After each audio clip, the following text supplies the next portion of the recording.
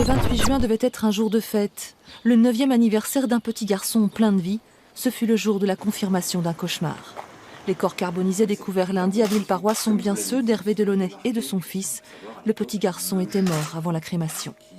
On a constaté à l'autopsie 2 plaies au niveau du cœur. Au niveau du cœur, mais on ne sait pas... Qui pourraient être compatibles avec des coups de couteau. Détails sordides sur la chronique d'un drame annoncé. Plusieurs jours avant ce geste désespéré du père, commis à l'heure même où son fils devait lui être retiré, son avocate avait interpellé les magistrats du tribunal de Vesoul et tout particulièrement la juge des enfants. Elle y décrivait un homme détruit par la cruauté d'une institution inhumaine. Lorsqu'un avocat parle d'une issue tragique, à minima, le magistrat se doit d'appeler l'avocat pour comprendre un tel terme et prendre les mesures nécessaires. Les magistrats ne sont pas au-dessus des lois. Ils doivent répondre de leurs actes comme n'importe quel citoyen. Il en va de même d'un éducateur, d'un service social qui dépendent tous de l'État. Pour le parquet, le système a fonctionné, c'est l'avocate qui a failli.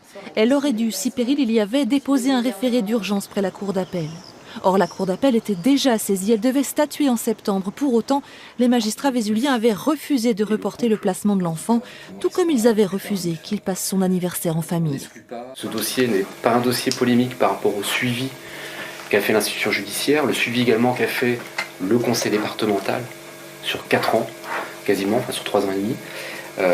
Je crois que c'est le drame d'une tension familiale extrêmement intense, une tension, encore une fois, qui conduit un père à tuer son enfant. Et je crois qu'il confirme malheureusement l'urgence qu'il y avait à prendre une mesure. La famille du père n'entend pas en rester là, qui devrait engager une action en responsabilité de l'État et porter plainte contre la juge des enfants et les éducateurs en charge de l'affaire.